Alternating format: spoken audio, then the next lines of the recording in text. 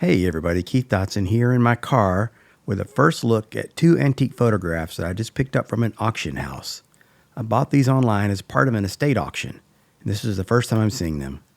Stay tuned and we'll look at these in detail.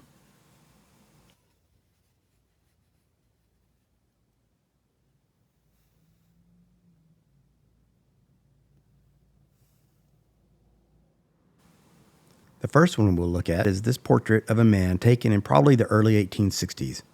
I'm not going to spend much time on this one. As you can see, it's in very poor condition with the collodion emulsion flaking away from the iron sheet below. As you can tell from the cobwebs, it probably wasn't properly stored. It's too bad because I think it was probably a really nice portrait.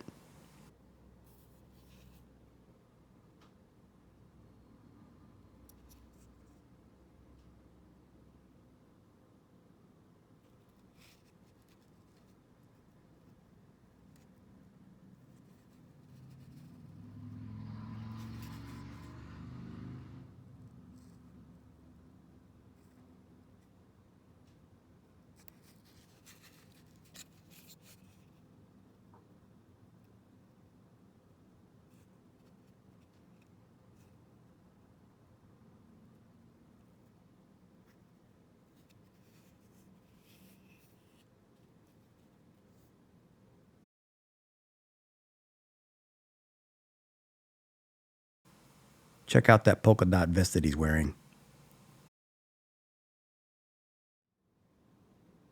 I'll spend a lot more time on this next piece. I'll focus on the portrait first, then I'll come back to discuss the incredible ornate case. I've never seen one like it before, and researching it, I found a whole entire aspect of photo history that I wasn't aware of. I feel like researching and learning about these antique processes and all the related aspects is like a do-it-yourself MFA in photo history. This is the first complete case that I've ever bought. Usually the cover's missing.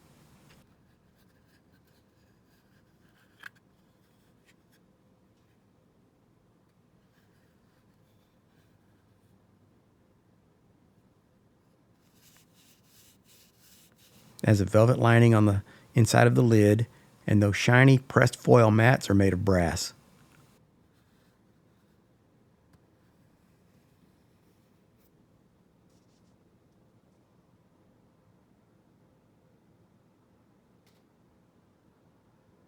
Here we have a nice portrait of a mother and her baby, and the first thing you may notice is that she's actually smiling, which is pretty unusual in this era. This is a tintype image with a wet collodion process on a thin sheet of iron that was coated with black lacquer in a process they called Japanning at the time because of the Japanese black lacquer goods. The black lacquer actually makes up the blacks in the image, whereas the developed silver emulsion makes up the highlights.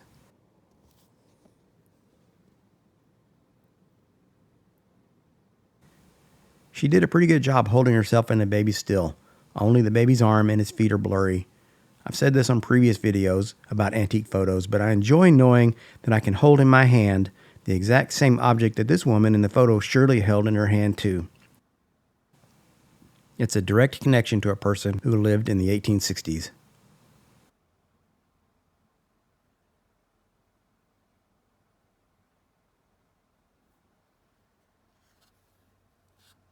Okay, now let's talk about this case. It's very ornate and looks like carved wood, but it's actually made of an early version of thermoplastic, which was made from a mixture of sawdust, coloring agents, and gum shellac, all pressed into a steel mold. These cases are called union cases because they're made of a union of those ingredients.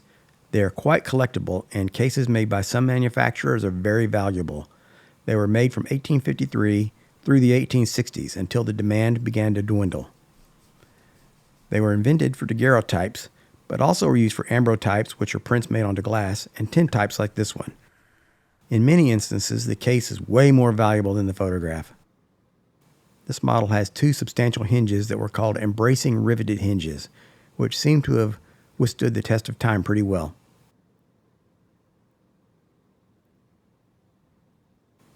If we carefully pull out the image bundle from the bottom of the case, we can see that the maker's mark is in the back. It was made by a firm called Holmes, Booth, and Hayden's, a Waterbury, Connecticut company that probably also made the foil mats and possibly even the lacquered iron sheet. They definitely made silver-plated copper plates for daguerreotypes.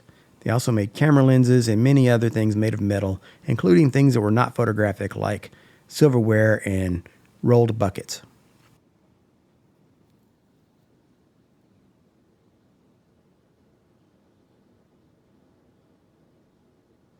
Well, I hope you enjoyed this video and maybe even learned a little something. I know I did.